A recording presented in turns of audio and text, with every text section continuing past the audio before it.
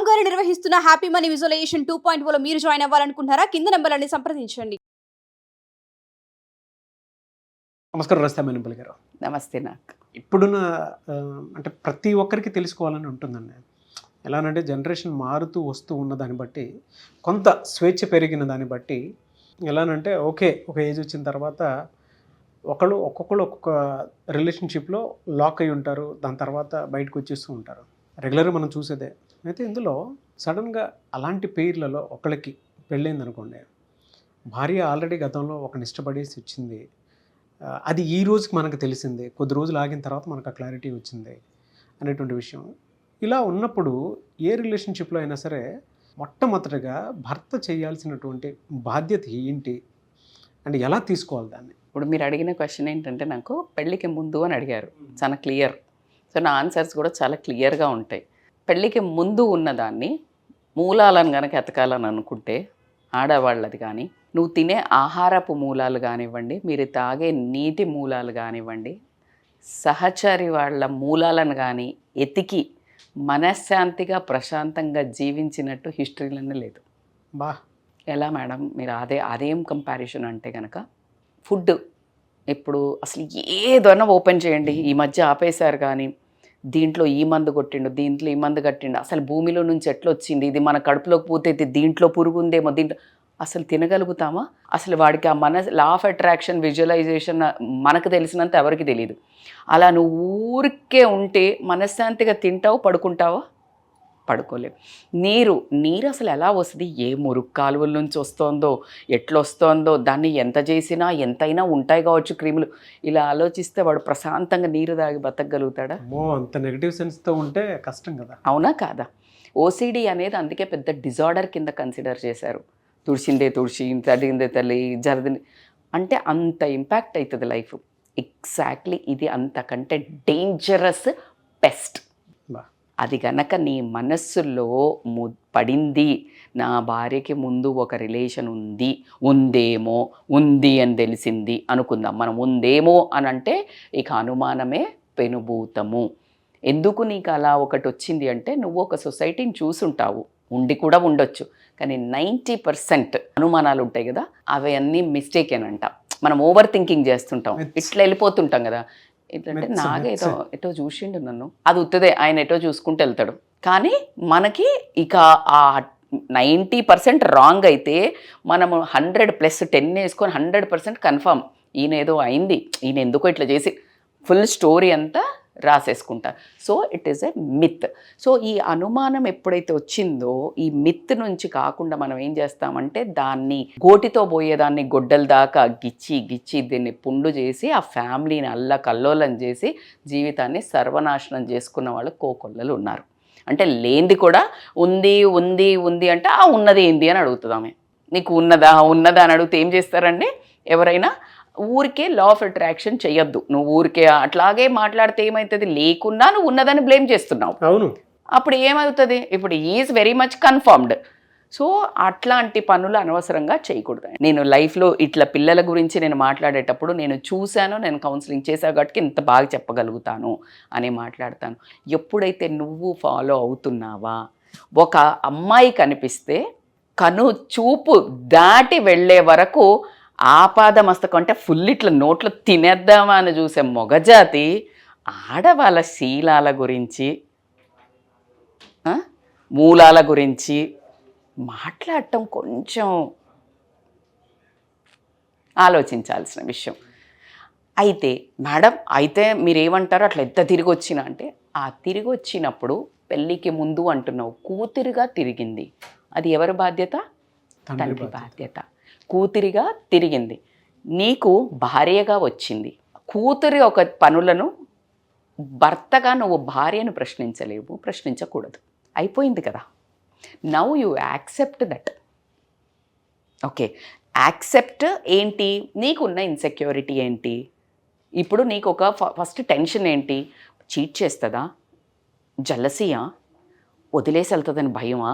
You figure it out. What's yours? నాకంటే బాగుంటాడా, నాకంటే బాగుంటాడా, ఎక్కువ ఉంటుంది అంటావా?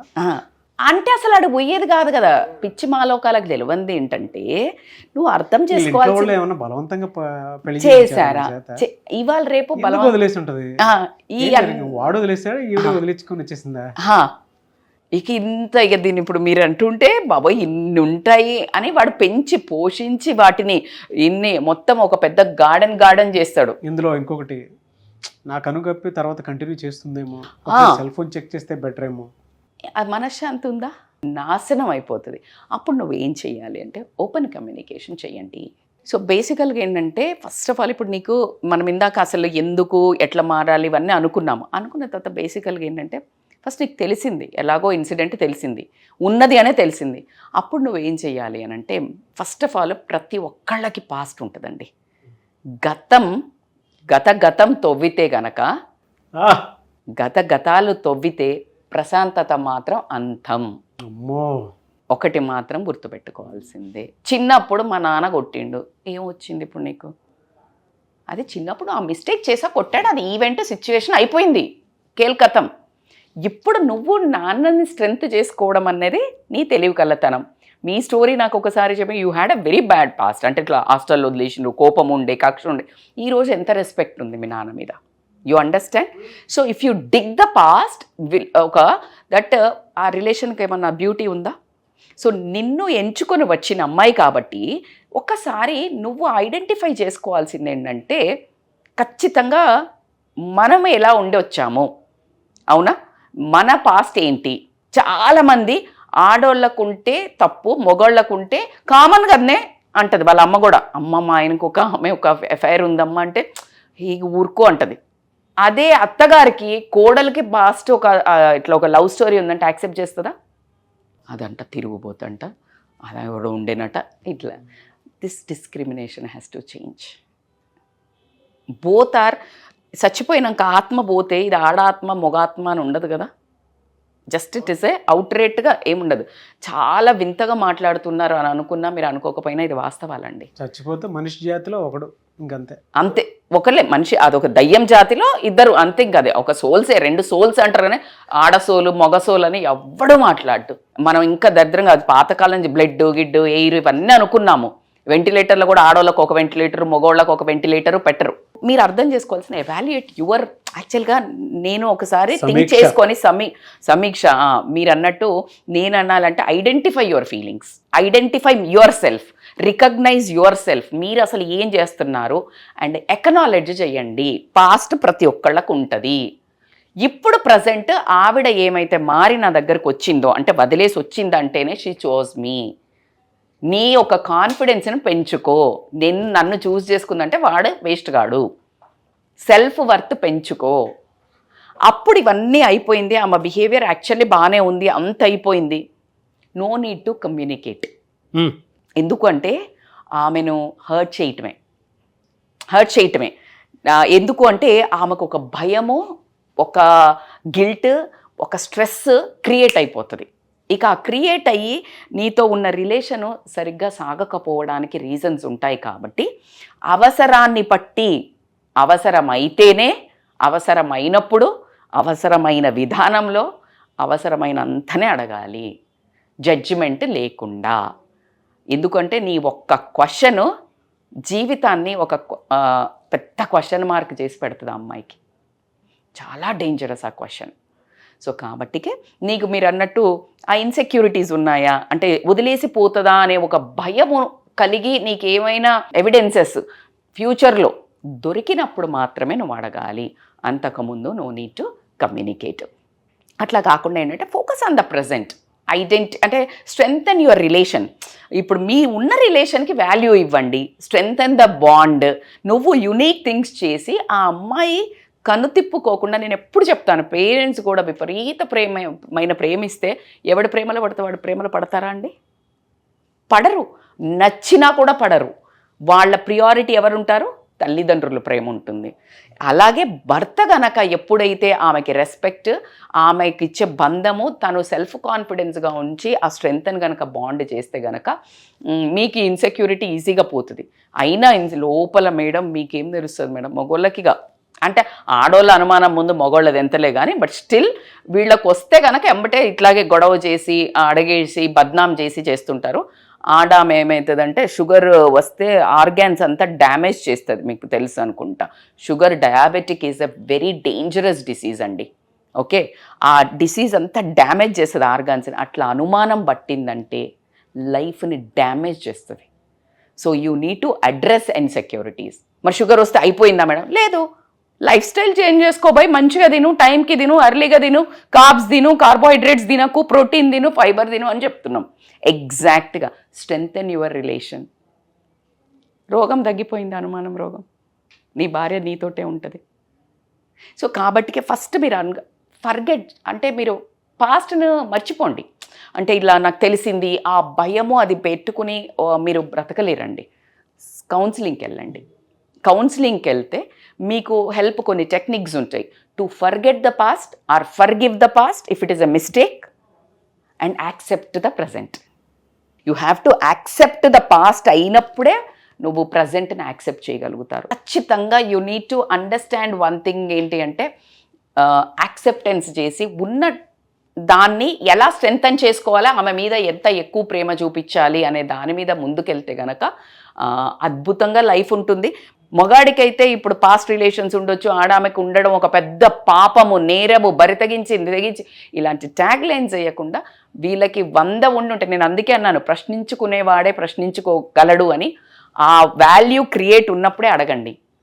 సో అట్లా మీరు అనవసరంగా మీ జీవితాన్ని, మిమ్మల్ని కోరుకొని వచ్చింది బాస్, మిమ్మల్ని కోరుకొని వచ్చింది, మిమ్మల్నే సెలెక్ట్ చేసుకుంది, ఒక డ్రెస్ సెలెక్ట్ చేసుకుంది ఆల్రెడీ ట్రయల్ చేసి, అంటే నచ్చలేదు ఏదో ఒక ఇష్యూ వచ్చింది, వదిలేసి నీ దగ్గరికి వాక్ చేసుకొని వచ్చిన తర్వాత నువ్వు మళ్ళా నీకు నువ్వే సెల్ఫ్ డౌట్ చేసుకొని ఇన్సెక్యూరిటీస్తో లైఫ్ని నాశనం చేసుకోవద్దని మాత్రం నేను చెప్తాను. సో నేను కంక్లూజన్లో ఒకటి చెప్తాను, నాకు ఏవి ఆలోచించాలన్నా ఆల్మోస్ట్ ఇప్పుడు పెళ్ళిళ్ళు అయితే 3 to 6 months గ్యాప్ తీసుకునే చేసుకుంటున్నారు, మోర్ దాన్ దట్.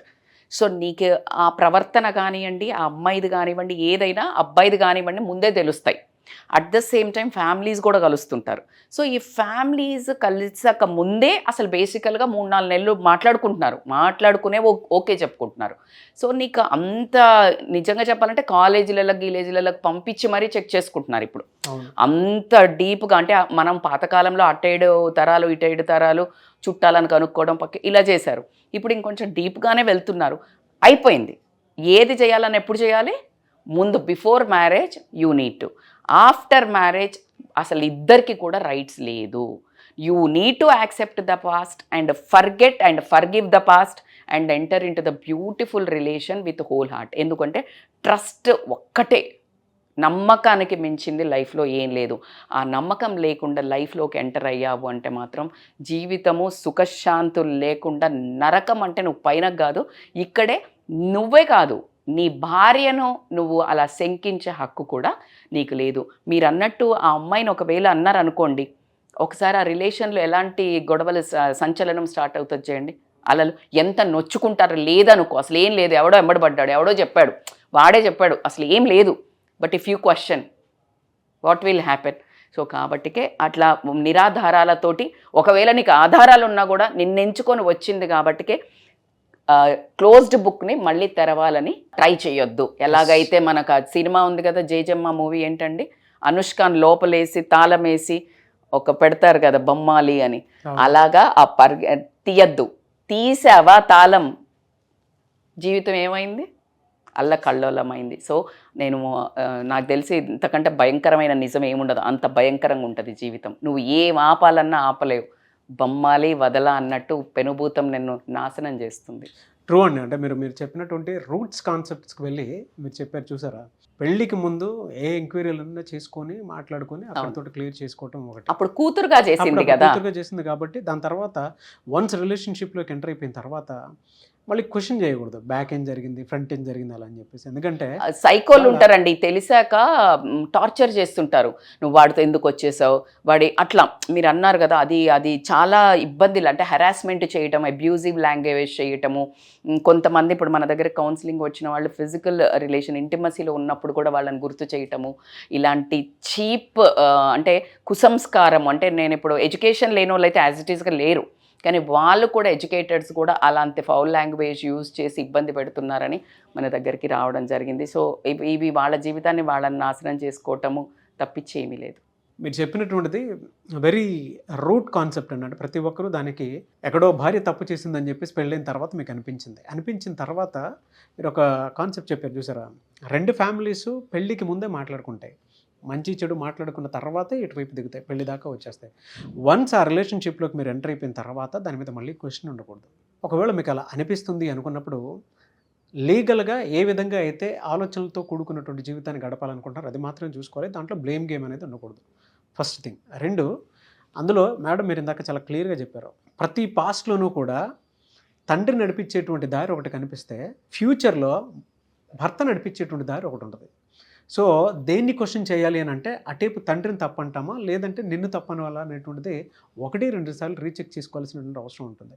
మనకు తెలియకుండానే కంటామినేషన్లో మనం బయటికి వెళ్ళి వచ్చిన తర్వాత మన బాడీలో ఒక ఫారెన్ పార్టికల్ యాడ్ అయితేనే మనకి కరోనా లాంటిది వచ్చేస్తుంది సడన్గా.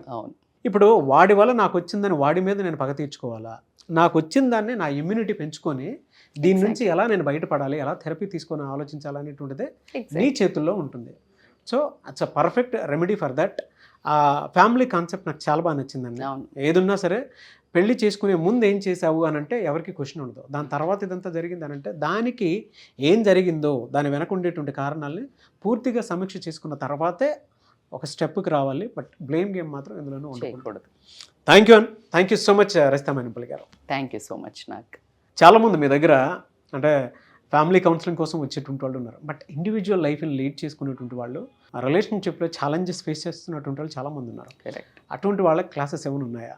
యాక్చువల్లీ మీరు అన్నట్టు ఒక్కొక్కరు రావాలి అని అంటే కూడా వాళ్ళ పర్సనల్ ప్రాబ్లమ్ని చెప్పుకోవడానికి కూడా ఇష్టపడరు.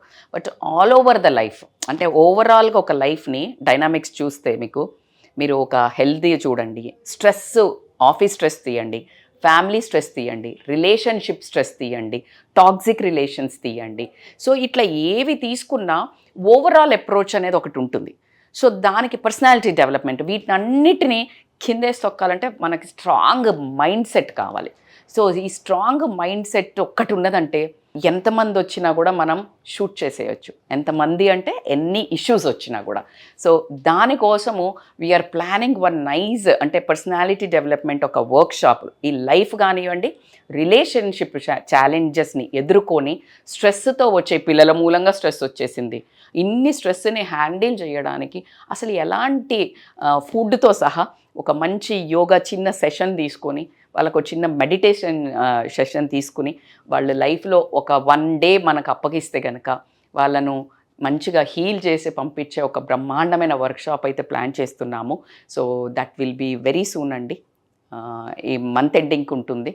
So they can contact us to book their appointments. And good news ఏంటంటే ఆఫ్లైన్. సో June 30th నుంచి ఉంటుంది. అండ్ అందులో మేడం ఇందాక చెప్పినట్లు relationship challenges, financial challenges, midlife crisis and పిల్లల్ని ఎలా హ్యాండిల్ చేయాలి అనేటువంటి వాటికి సంబంధించినటువంటి ఛాలెంజెస్ ఇవన్నీ కలగలుపుకొనే క్లాస్ ఉంటుంది.